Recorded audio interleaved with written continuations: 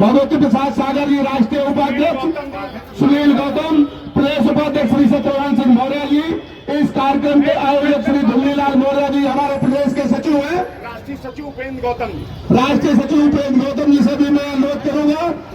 रायबरेली तक महिलाओं की भी संख्या बहुत भारी थी और मैं सभी लोगों को अल्प सूचना पर सभी लोग इकट्ठा हुए, मैं उनको इस मंच के माध्यम से मैं धन्यवाद देना चाहूंगा।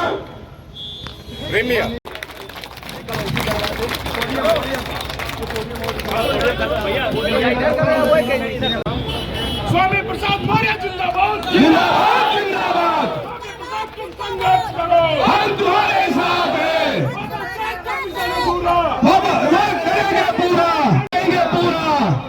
देखो देखो कौन आया, शेर आया, शेर आया। प्रसाद मौर्य संघर्ष। माननीय मंत्री आए और आज कुंभकर्णी नींद सोने वाली भाजपा को जगाने की है, क्योंकि आज देश में जब से भाजपा सरकार आई है सरकारी नौकरियां गायब हो गई, जिसका नतीजा है करोड़ों नौजवान बेरोजगार हो गया है, रोजी रोटी के खतरे पैदा हो गए हैं, बड़ी बड़ी डिग्रियां लेकर के बेरोजगारी का दंड झेल रहा है। इसलिए मेरी मांग है कि नौजवानों को सरकारी नौकरी दो, अगर नौकरी नहीं दे पाते तो बेरोजगारी भत्ता देने का काम करो।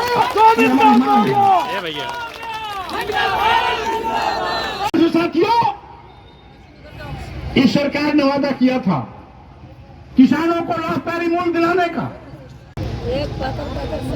न्यूनतम समर्थन मूल्य की घोषणा करना तो दूर, किसान आंदोलन पर लाठियां चलवाई, लगभग 800 से ज्यादा किसान अब तक शहीद हो गए, लेकिन ये सरकार आज तक न्यूनतम समर्थन मूल्य की घोषणा नहीं की। यही नहीं, छुट्टा जानवर किसानों की फसल चल करके चौपट कर दे रहे हैं, वो किसानों के सामने एक अलग समस्या है।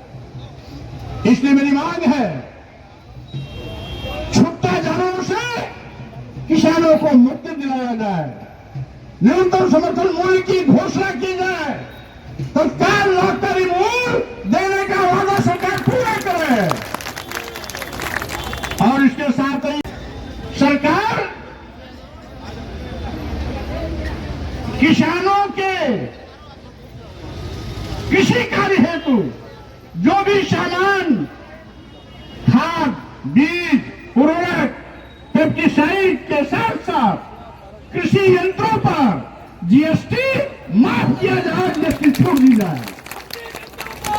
जिंदाबाद जिंदाबाद जनता पार्टी, जिंदाबाद जिंदाबाद। सभी को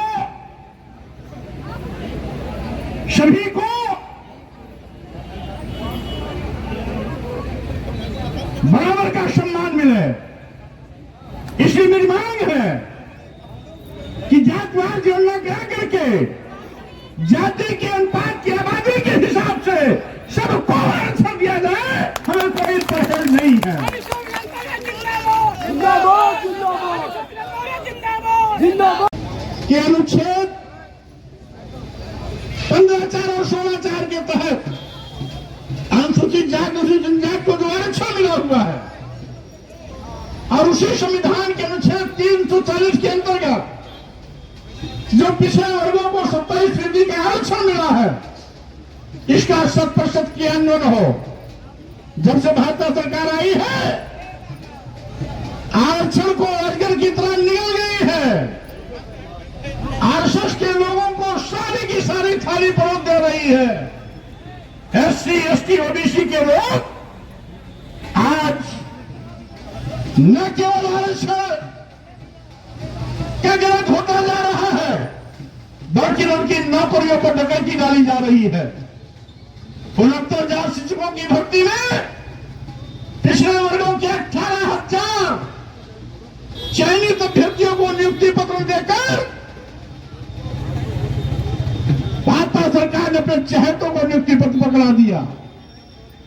हाई कोर्ट, सुप्रीम कोर्ट के आदेश के बावजूद भी, मुख्यमंत्री की घोषणा करने के बावजूद भी आज तक वो 18,000 चाइनीज शिक्षक अभ्यर्थी दर दर की ठोकरें खा रहे हैं। खेतों को एकमुश्त भर्ती कर जा रही है। लिटरल एंट्री के नाम पर अनुसूचित जाति जनजाति और पिछड़ों का हक मारा जा रहा है। प्रधानमंत्री जी अपने चहेतों और आरएसएस के गुरुओं को आईएएस बना रहे हैं। लिटरल एंट्री के नाम पर इस पर तत्काल रोक लगाई जाए। इसके साथ ही साथ आज शिक्षा महंगी की जा रही है। साथियों, शिक्षा महंगी होगी तो गांव का मजदूर, किसान, गरीब के बेटे बेटी उच्च शिक्षा नहीं ले पाएंगे।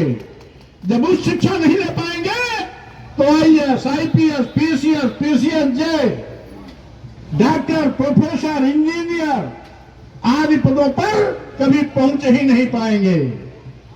इसीलिए सरकार शिक्षा को महंगी करती जा रही है।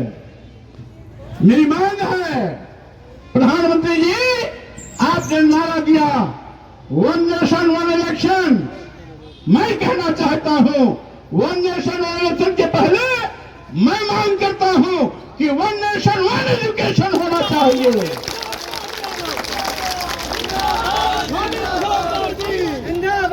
जब वन एजुकेशन होगा तो स्वाभाविक रूप से गरीब और नहीं अमीर किस्म के बच्चे बराबर उच्च शिक्षा ले सकेंगे। लेकिन वन नेशन वन एजुकेशन की सरकार को चिंता नहीं। सरकार को चिंता है वन नेशन और वन इलेक्शन की। यही नहीं साथियों, आज ईवीएम मशीन पर हमेशा जब भी चुनाव होता है उस पर उंगली उठती है। कहते हैं हमने और तो फला पार्टी को दिया लेकिन जीत फला गया कैसे। मैं कहना चाहता हूं साथियों, ईवीएम की शुरुआत जापान और अमेरिका ने किया था, लेकिन जब ईवीएम पर लोगों ने सवाल किया तो जापान ने भी ईवीएम से हाथ तोड़ा कर लिया और अमेरिका ने भी ईवीएम को टाटा बाय बाय कर बैलेट पेपर पर चुनाव करना शुरू कर दिया।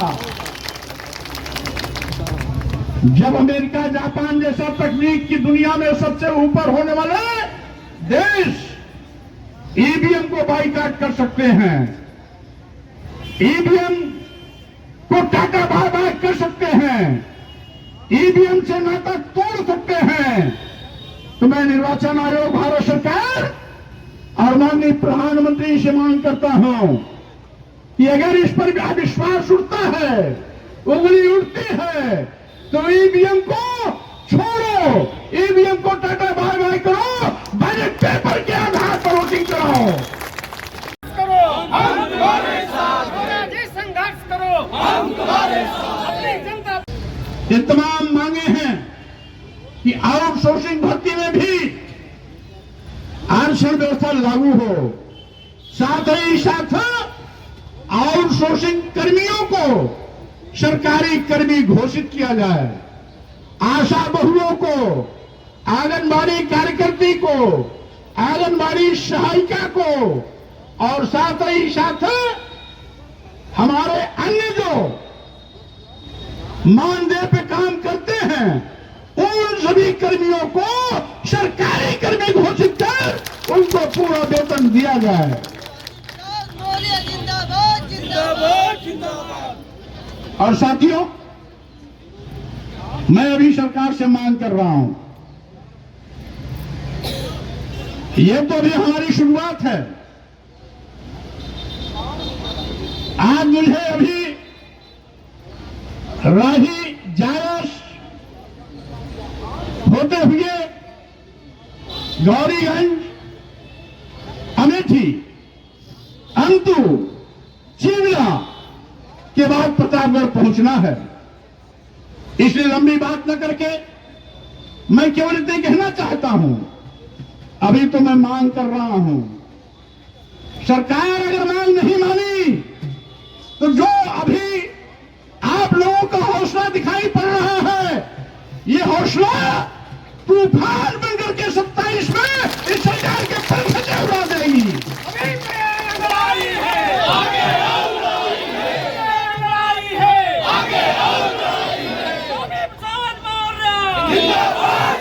आपके बुलंद हौसले को सलाम करता हूं। साथ ही साथ आपको हफ्ता 10 दिन के अंदर दो भाईचारे के त्योहार से रूबरू होना पड़ रहा है। एक तो आपने भाईचारे का त्योहार होली मनाया, उसकी मैं आपको बधाई और शुभकामना देता हूं। हफ्ता 10 दिन बाद इसी भाईचारे के त्योहार के रूप में ईद भी आने वाला है, उस ईद की भी मैं आपको एडवांस बधाई शुभकामना देता हूं। और साथ ही साथ इसी बुलंद हौसले के साथ आप लगे रहेंगे तो मैं कहना चाहता हूं, ये कुंभकर्णी नींद सोने वाली सरकार आपकी बात सुनने वाली नहीं है, क्योंकि वो तो जानती है कि इनके यहां भी धूल झोंको, हिंदू मुस्लिम का नारा दे दो, सब पागल होकर के हमारी सरकार बनाते रहेंगे। मस्जिद मंदिर का मामला छेड़ दो, सब दीवाने होकर के हमें वोट देते रहेंगे। लेकिन मैं कहना चाहता हूं, मोदी योगी को चेतावनी देना चाहता हूं, गलत मुलाजे में मत रहना। हिंदू मुसलमान का कार्य नहीं चलेगा, मस्जिद मंदिर का कार्य नहीं चलेगा, अब चलेगा नौजवानों को रोजगार देने का कार्य चलेगा।